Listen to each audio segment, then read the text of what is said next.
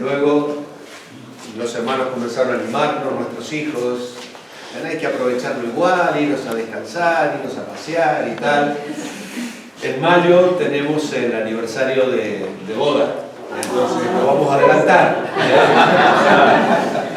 Y nos vamos a venir a pasar unos días en Almería y el domingo estaremos con vosotros. Será un placer hacerlo. Además,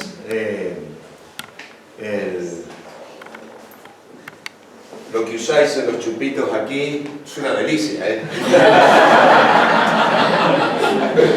Nosotros hemos quitado por temas de problemas con el alcohol y tomamos Mosto, ¿eh? Usamos este hace muchos años y lo hemos dejado de usar. Y ahora cuando lo tomé digo a mi señora, ¡qué rico! No vais a tirar lo que sobró.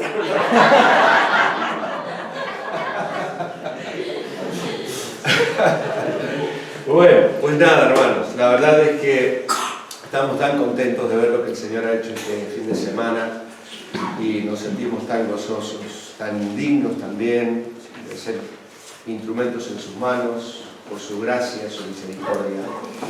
Él sabe que siempre nos sentimos tan limitados, tan pequeños y ver cómo Él toma nuestra debilidad y la usa. Es realmente un motivo de profunda gratitud y de dar gloria al nombre del Señor. Escuchaba a un pastor que decía una vez que él predicaba y decía hay un gran misterio en la predicación, porque cuando alguien acababa la predicación, venían hermanos y le daban las gracias y le decían, es que el Señor me dijo tal cosa. Y él se quedaba pensando, ¿yo he dicho eso? Dice, no, es que el Señor usa las palabras y tu necesidad y de pronto quizá una idea que yo estoy transmitiendo, que no es exactamente la que yo estoy transmitiendo para ti, cobra un significado diferente. Y esa es la manera en la que Dios nos habla conforme a la necesidad que cada uno de nosotros tenemos. Así que, aunque a veces pueda pasar esto, que sintamos que no se interpreta exactamente todo lo que uno está queriendo decir, sin embargo, es la forma en que Dios habla, y eso es lo que yo le pido en esta mañana, que Él mezcle mis palabras con las suyas y os diga a cada uno lo que Él os quiera decir en esta mañana. Vamos a Jeremías 29 y vamos a leer ahí una carta de ánimo enviada por el Eterno. Jeremías capítulo 29 dice así la palabra del Señor. Estas son las palabras de la carta que el profeta Jeremías envió de Jerusalén a los ancianos que habían quedado de los que fueron transportados, y a los sacerdotes y profetas, y a todo el pueblo que Nabucodonosor llevó cautivo de Jerusalén a Babilonia. Después que salió el rey Jeconías, la reina, los del palacio, los príncipes de Judá y de Jerusalén, los artífices y los ingenieros, Dios se había llevado todo el liderazgo, toda la clase dirigente, todos los ingenieros, la gente preparada, la gente con cultura, la gente que sostenía la nación, había sido llevada cautiva. Estaban en Babilonia. Y dice que Jeremías, vuelvo al final del versículo 1, dice, escribe a los sacerdotes y profetas y a todo el pueblo que Nabucodonosor llevó cautivo de Jerusalén a Babilonia.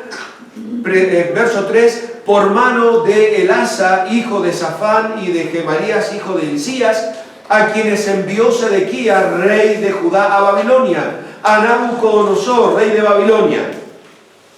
Así que aquí tenemos este Elasa, que es el portador de la carta, Jeremías. Ayer hablamos de la revelación, la inspiración. Recordáis lo que tuvisteis en el taller, ¿no? Aquí tenemos a un siervo de Dios, un profeta que recibe revelación e inspiración y pone la carta, escribe la carta, la pone en manos de este Elasa para que la lleve a los que están en Babilonia bajo Nabucodonosor. y les dice: así ha dicho Jehová de los ejércitos, Dios de Israel, a todos los de la cautividad que hice transportar de Jerusalén a Babilonia: edificad casas y habitadlas, y plantad huertos y comed del fruto de ellos.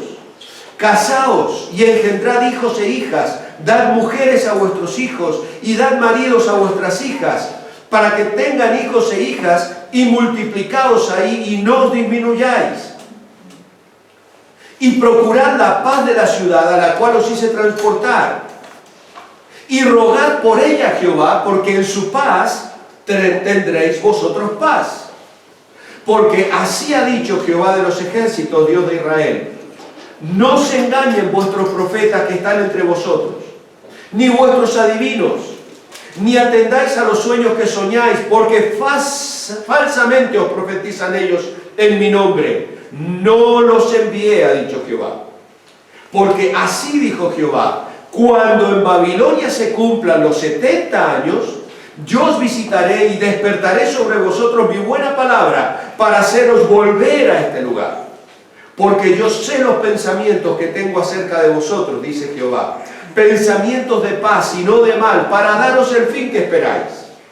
Entonces me invocaréis y vendréis y oraréis a mí, y yo os oiré, y me buscaréis y me llamaréis, porque me buscaréis de todo vuestro corazón, y seré hallado por vosotros, dice Jehová, y haré volver vuestra cautividad, y os reuniré de todas las naciones y de todos los lugares a donde os arrojé, dice Jehová, y os haré volver al lugar de donde os hice llevar.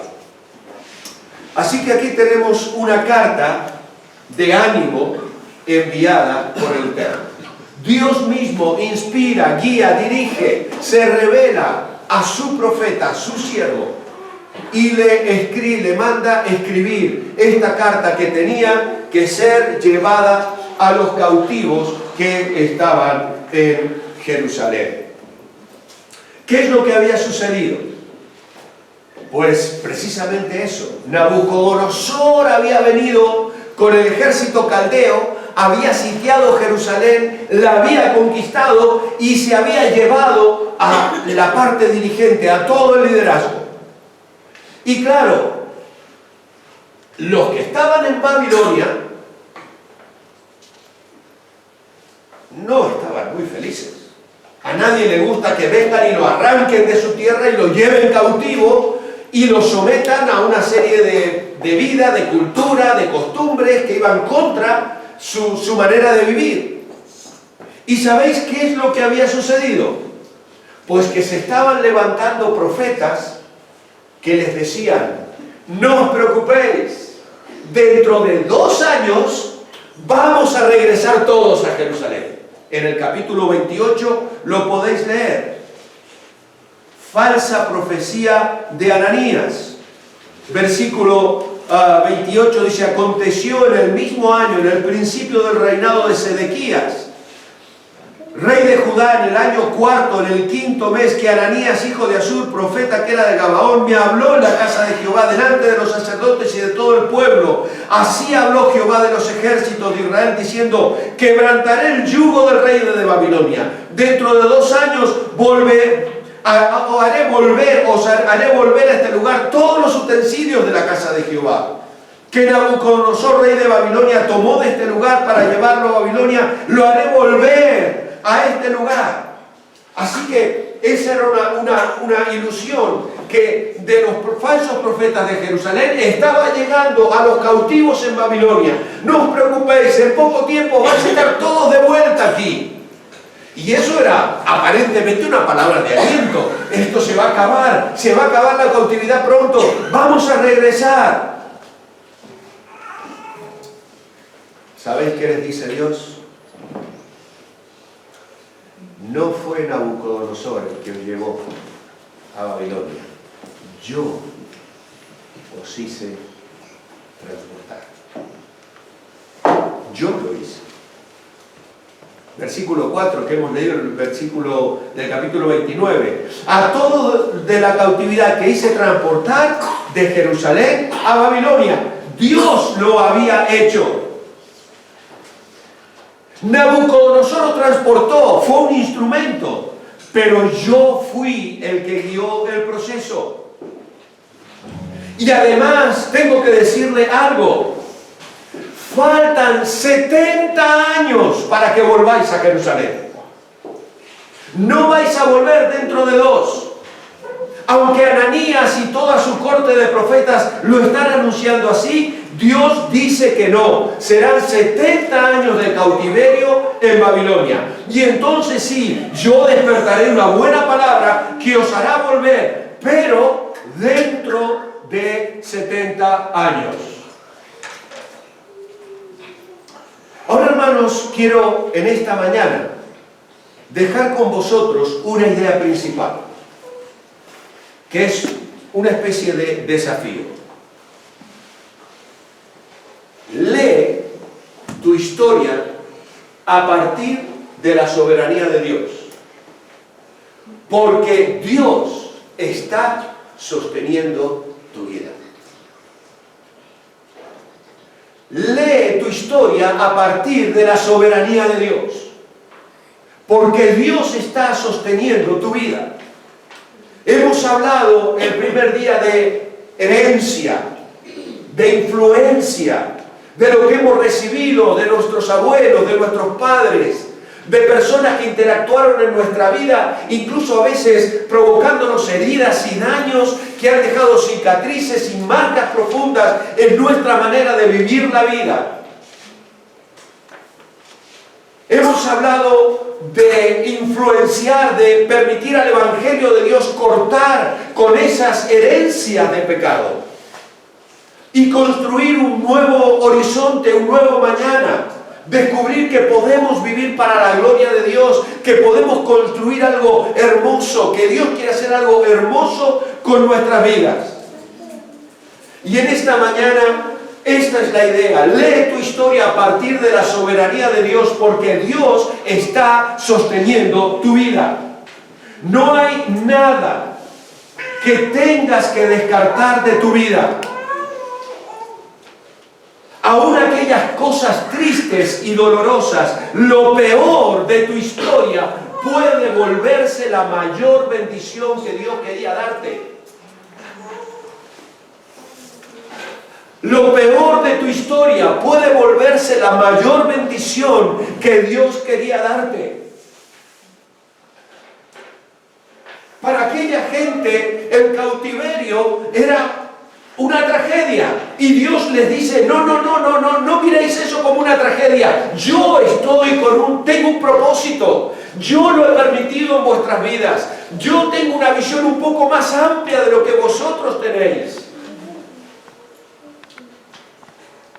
No hay nada que tengamos que descartar de nuestras vidas, aún las cosas tristes y dolorosas. Lo peor de nuestra historia puede volverse la mayor bendición.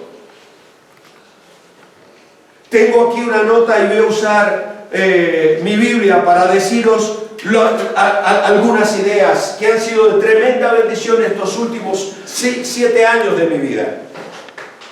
No podemos cambiar los hechos que recordamos.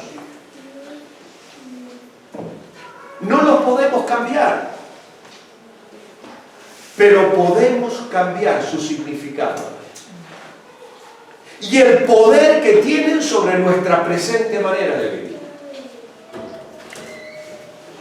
Yo no puedo cambiar el mal que otros me han hecho, pero puedo cambiar el significado que eso tiene sobre mi vida hoy, sobre mi presente manera de vivir. Eso con la ayuda del Espíritu de Dios lo puedo hacer. Puedo cambiar aquello que alguien hizo intentando dañarme, algo que alguien hizo con lo cual me perjudicó, algo con lo cual alguien creó una herida profunda en mi vida que yo lo quisiera cambiar, pero ya no lo puedo hacer. Está en el pasado. Yo no puedo volver al pasado, no puedo cambiar los hechos del pasado, pero puedo cambiar el significado que tienen sobre mi presente manera de vivir. Y a partir de ahí construir una manera de vivir diferente. Lee tu historia a partir de la soberanía de Dios, porque Dios está sosteniendo tu vida. Dios sostiene tu vida, Dios sostiene mi vida. Es lo que aprendió José, ¿recordáis? Cuando los hermanos de José vienen a él después que su padre había muerto. Y ellos vienen y le dicen, mira José, recuerda lo que tu padre pidió, que nos perdonaras, que no te cobraras la deuda de lo que te hicimos, te vendimos como esclavo, tuviste que soportar una humillación tremenda, te rechazamos, estuviste, por favor José. ¿Y sabéis qué les dijo? Vosotros pensasteis mal contra mí, mas Dios lo encaminó a bien para hacer lo que vemos hoy, para mantener en vida mucho pueblo. Hermanos, la imagen de ternura que vemos en la persona de José nos ofrece la más convincente evidencia de que Dios puede revertir aún las peores situaciones y convertirlas en bendición. Dios puede revertir las cosas más tristes, más dolorosas, los recuerdos más duros, las experiencias más traumáticas de nuestra vida y convertirlas en bendición. Mira el contraste que hay entre uno que logró superar las injusticias que vivió y la vida de quienes continuaban atormentados por un hecho ocurrido 40 años antes. Su miedo y sospecha nos muestra cuánto nos ata un acto del pasado que no ha sido redimido por la gracia de Dios. Ellos estaban con miedo 40 años después. José, ¿sabéis qué había dicho? Dios me hizo olvidar. Le puso uno de sus nombres. Un nombre a uno de sus hijos que significa Dios me hizo olvidar. Y al otro le puso otro nombre que significa fructificar. Fructificar en la tierra de mi aflicción. Ellos vivían agobiados, tristes, por una conciencia que no había sido limpiada por la gracia de Dios. Pero José, el que había sufrido las heridas, veía la soberanía de Dios. Leyó su historia desde el punto de vista de la soberanía de Dios. Y se dio cuenta de que Dios sostenía su vida. Dios nunca nos abandona. Dios nunca nos deja. Y la convicción de que esa tragedia Dios la usó para bien, no solo le ayudó a soltar su pasado, sino a disponer su corazón para trabajar el bien de aquellos que le habían causado tanto daño a él. Ahora bien, rápidamente, y digo rápido porque son 10 ideas o principios o conceptos que voy a dejar con vosotros. Así que si me paro mucho en uno, me decís, Walter, sigue, no te detengas, porque son 10. Primero, vive intencionalmente para bendecir generaciones. Es lo que Dios le manda a decir a través del profeta, versículos 5 y 6. Edificad casas, habitadlas, y plantad huertos, y comed del fruto de ellos, casaos, engendrad hijos e hijas, dad mujeres a vuestros hijos y dad maridos a vuestras hijas, para que tengan hijos e hijas y multiplicaos ahí y no os disminuyáis. Lo que Dios les estaba diciendo es, vive intencionalmente para bendecir generaciones, tened hijos, procread, luchad por tener paz, debéis tener hijos ahí. Sabéis, posiblemente Nehemías no había nacido, quizá tampoco Zorobabel. Esdras sería un niño. Personas que llegan ahí, los transportados no hablaban la lengua caldea, pero vendrían sus hijos sabiendo los dos idiomas, caldeos, persas, griegos, romanos, vendrían sucesivamente, y la antorcha de la fe se encendería en sus corazones. Tú y yo debemos luchar para que la antorcha de la fe se encienda en los corazones, vivir para impactar nuevas generaciones. Es posible que los hijos de los misioneros que evangelizaron una nación van a regresar a la nación de sus padres a evangelizarla nuevamente. Hay un propósito de bendición. Dios va levantando nuevas generaciones con una visión, con un propósito. Dios no tiene compromiso con la iglesia como organización humana, lo tiene con la iglesia universal. Todos debemos preparar sucesores y Dios cuida de hombres preparados que se levantan como Saulo de Tarso para que su obra continúe a través del tiempo. Así que tenemos que trabajar para bendecir a los demás. Haz algo concreto para bendecir a otros en sus actuales circunstancias. Tienes que hacer algo que bendiga a las personas a tu alrededor. Dios les dice a ellos, plantad huertos. ¿Sabéis qué significaba eso? Que hay árboles que tardan 20 años o más en dar frutos. Y era probable que alguno de ellos lo plantara y no pudiera comer nunca, jamás del fruto. ¿Pero quién iba a comer? Sus hijos, sus nietos, los que vendrían después. La idea de bendecir el lugar donde estamos sirviendo. Hagamos cosas concretas, seamos creativos, tratemos de hacer algo ahora. Mirad, lamentablemente muchas veces la iglesia evangélica no se mueve porque decimos que no tenemos recursos. No tenemos recursos y estamos esperando, no sé, que nos llegue un millonario con 10 millones de dólares para entonces hacer la obra del Señor. No es así. Lo que el Señor está diciendo es, haz lo que está a tu alcance. Pon las manos a la obra y bendice. Tienes que bendecir, tienes que hacer cosas concretas. Ora fervorosamente por la nación donde vives. ¿Podéis imaginar un judío orando por Babilonia? Hay salmos donde los judíos cantan y dicen, Babilonia, dichoso el que tome tus niños y los estrelle contra una piedra. Ese era el sentir judío. Y sin embargo Dios le dice, no, señores, bendecid, orad por la paz de esta nación donde estáis, porque en su paz vosotros tendréis paz. Así que tenéis que clamar, tenéis que orar por ellos. Invierte para fortalecer tu familia y las familias. Aquí se habla de 4 generaciones en el texto. Casaos, engendrad hijos e hijas, dad mujeres, etcétera, etcétera, multiplicaos. Se está hablando de otras generaciones. Tenemos que cuidar nuestra familia y la relación matrimonial. Este es un nuevo llamado a los padres que estáis presentes. Es un nuevo llamado para que trabajéis, los que sois matrimonio, vuestra relación. Que busquéis recursos para mejorarla, para alimentar la pasión, el fuego, el amor, el cariño. Que estéis unidos como familia. Tenéis que cuidar vuestras familias. Es muy importante que hagamos esto. Dios le dice esto. Cuando una iglesia cuida de las familias, es una iglesia fuerte.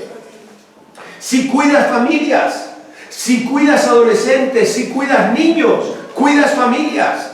Si cuidas jóvenes, cuidas familias. Hay que invertir en lo que van a venir. Así se va a transformar, traspasar la antorcha de la fe. Libérate de pensamientos mentirosos. Debemos aprender a pensar bíblicamente. Este es el mayor desafío que enfrentamos. No se engañen vuestros profetas, ni vuestros adivinos, ni atendáis sueños. Ellos de pronto se estaban desenfocando. No querían asumir una realidad difícil que tenían. Querían escapar. Y claro, a nadie nos gustan las situaciones difíciles. Nadie quiere vivir en crisis. Mirad, vivimos en una cultura que no está preparada para soportar el dolor. En cuanto te duele la uña, te metes un neurofreno en la boca, o un ibuprofeno, ¿no? Una aspirina. Y es cierto, ¿para qué sufrir? Uno dice, está bien, son los recursos que tenemos. Pero hemos perdido la capacidad de soportar el dolor. Y sabéis, aunque nosotros queremos que el dolor termine rápido, lo que Dios pretende es hacernos madurar. Y lamentablemente una de las formas de enseñarnos y de hacernos madurar es a través del dolor. Los grandes caracteres, los grandes hombres de Dios y mujeres de Dios no se formaron tomando sol en la playa. Se forjan en el horno de fuego, donde la escoria es quitada. Nosotros queremos que el dolor termine rápido. Dios quiere cumplir su propósito a través de las pruebas que vienen sobre nuestra vida. Quiere llevarnos a la madurez, quiere destruir nuestra terrenalidad, quiere hacernos más semejantes a Cristo, quiere que deseemos más las cosas del cielo y dejemos de amar las cosas de la tierra. Dios nos pone a prueba para trabajar y hacer de nosotros mejores hombres y mujeres de Dios.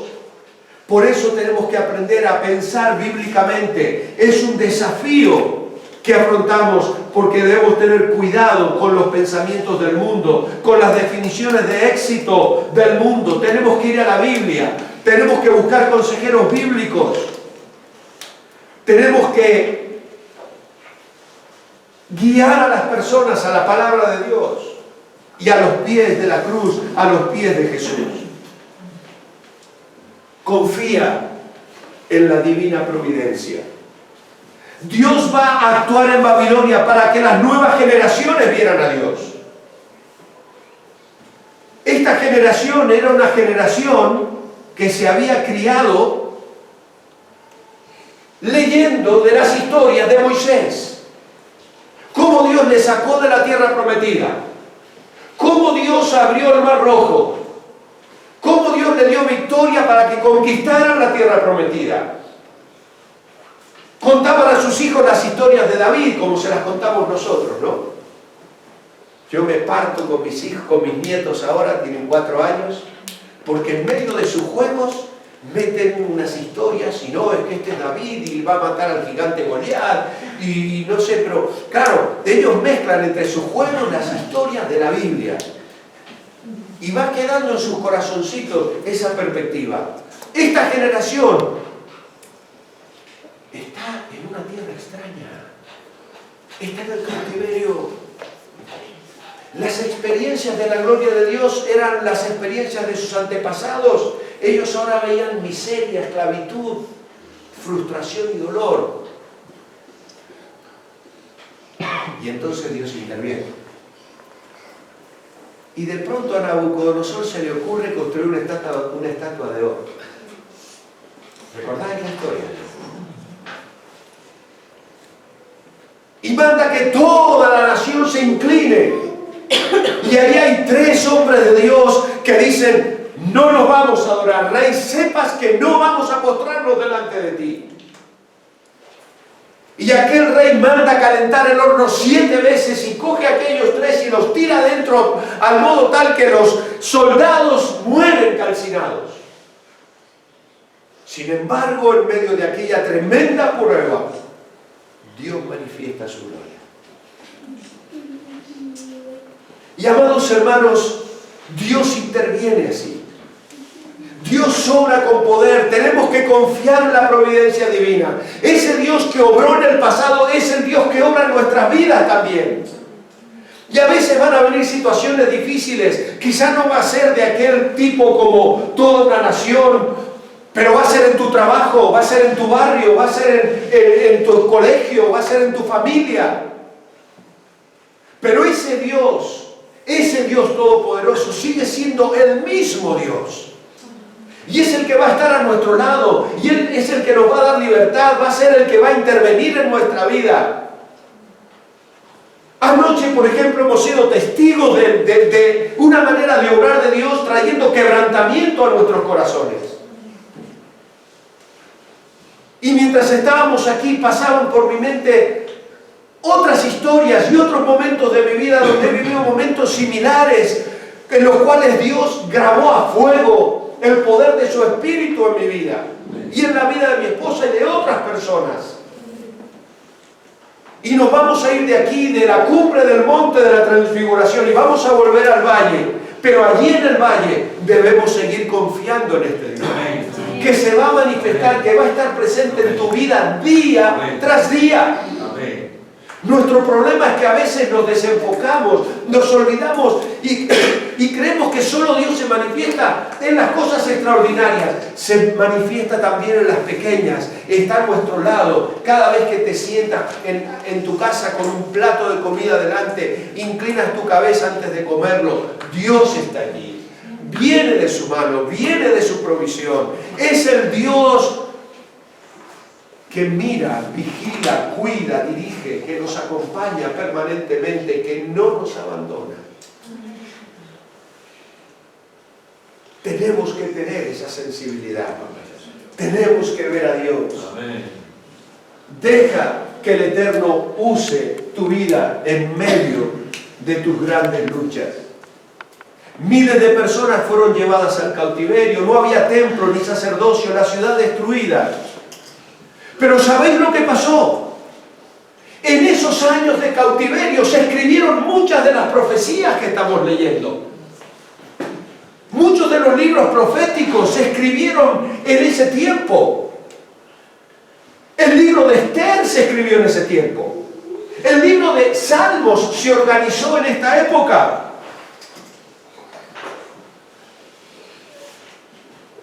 No podían ellos subir al templo porque había sido destruido. Pero estando en el cautiverio, organizaron de tal manera los salmos que hoy nosotros los tenemos como una herencia precisamente de ese tiempo. Si a lo mejor el pueblo de Israel no se hubiera esparcido, quizás no tendríamos los 150 salmos que tenemos hoy. Así que Dios permite ese tiempo de cautiverio, de estar lejos, para que el pueblo de Dios reaccione y hace cosas que trascienden mucho más allá de esa propia generación. Ellos no lo sabían, no imaginaban, quizás compaginaron los salmos para que no se perdieran simplemente, y ni siquiera imaginaban lo que Dios habría de hacer a lo largo de los siglos en millones de personas que han encontrado consuelo en el Salmo 23, en el Salmo 16, en Salmo 84, en Salmo 119, en la palabra de Dios. Hermanos, deja que el Eterno use tu vida en medio de tus grandes luchas. Desarrolla estrategias inéditas en tu contexto. No podían subir al templo. ¿Sabéis qué hicieron? En ese tiempo de cautividad comenzaron las sinagogas. Comenzaron las sinagogas. ¿De qué nos suenan las sinagogas? Tiempo de Jesús. Del tiempo de Jesús. Fue en una sinagoga donde de pronto un día una persona leyó Isaías 61 y dijo: esto se ha cumplido hoy delante de vosotros. Fue en una sinagoga donde Pablo y su equipo misionero entraban en ciudad tras ciudad para predicar el Evangelio.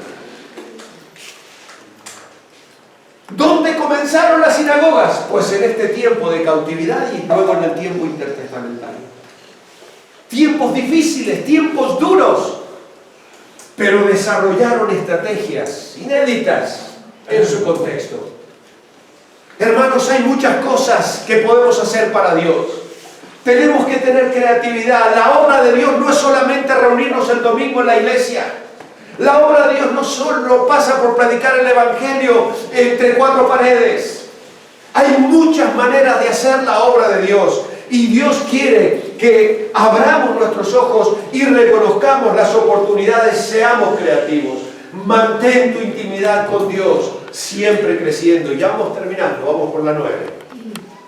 Mantén tu intimidad con Dios, siempre creciendo. Un corazón para Dios. Crucifica tu yo y deja que Dios te tome por la mano. Dice el Señor aquí: entonces me invocaréis y vendréis y oraréis a mí, y yo os oiré y me buscaréis y me hallaréis, porque me buscaréis de todo vuestro corazón. Sabéis, yo muchas veces he leído el versículo 11, porque yo sé los pensamientos que tengo acerca de vosotros, y todo este párrafo, y yo lo aplicaba de una manera futura para esta gente. Yo decía, claro, cuando pasen los 70 años, Dios tenía pensamientos. Pero esta mañana lo he leído otra vez y me he dado cuenta de que no. De que Dios les está diciendo, a partir de este momento, yo tengo pensamientos para vosotros. Yo ahora, aquí en Babilonia,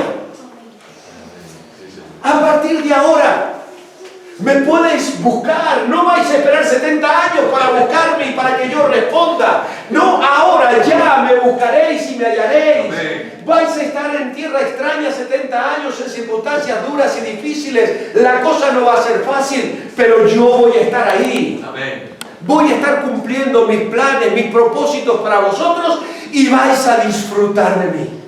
Vais a disfrutar de mí, hermanos. Nos falta mucho para llegar al cielo.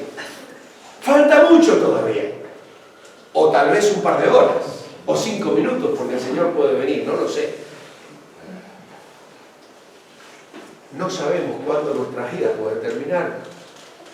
Hemos sufrido un caso, y algunos de vosotros muy concreto, de una persona muy querida, joven, que partió a la eternidad de una manera impensable. No lo sabemos. Pero Dios no nos dice, esperad a disfrutar de mí cuando estéis conmigo. Yo quiero compartir con vosotros. Me buscaréis, me hallaréis, y me buscaréis de todo vuestro corazón. Esa es la promesa. Ese es el gozo. Por eso acabamos con esta expectativa. Aguarda una gran bendición. Dios sigue haciendo cosas. Es de Dios el poder, no está callado. Sigue paseando en el horno junto a los que confían en Él. Daniel lee Jeremías 70 años después y sabe que llega el tiempo que Dios le había prometido a su pueblo. Lee tu historia a partir de la soberanía de Dios, porque Dios está sosteniendo tu vida. No podemos cambiar los hechos del pasado, pero podemos cambiar el significado que tienen sobre nuestra presente manera de vivir. Esa es nuestra oportunidad, esa es nuestra decisión, esa es nuestra elección. Y no estamos solos para hacerlo.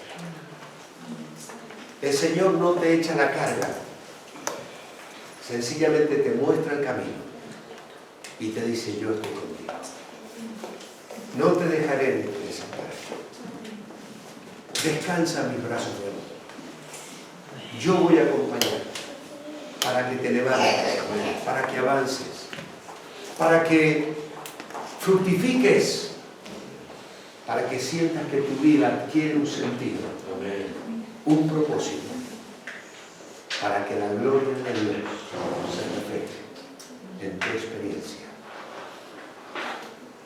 en tu vida personal, y para bendecir a muchas personas a las que sin duda Dios querrá bendecir a través de tu vida y de mi vida, a través de la iglesia Nueva Vida, a través de la iglesia Revive, allí donde estamos. Vamos a inclinar nuestros rostros. Vamos a orar.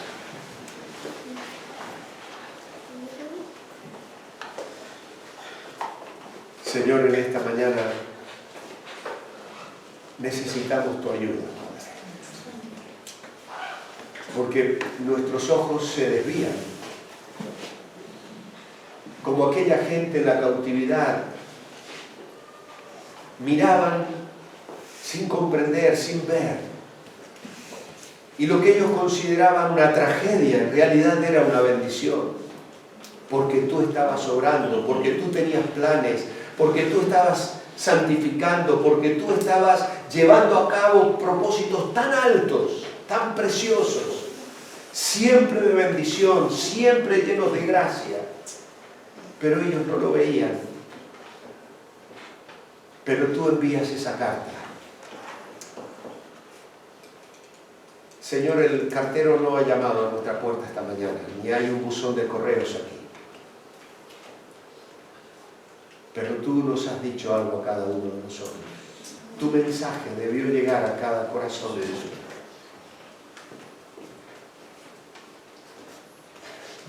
Una carta enviada por el Eterno.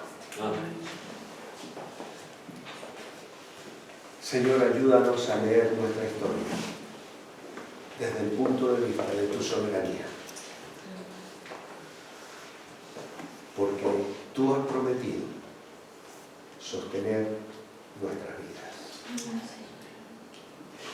Tú dices, yo hice, yo llevaré, yo soportaré y os guardaré. Hasta las canas. No os voy a abandonar. Siempre, siempre os sostendré. O que sepamos echarnos incondicionalmente en tus manos. Que sepamos descansar en ti. Que el enemigo no nos engañe, Señor. Sánanos, restáuranos, levántanos para vivir para tu gloria. Lo pedimos en el nombre de Jesús.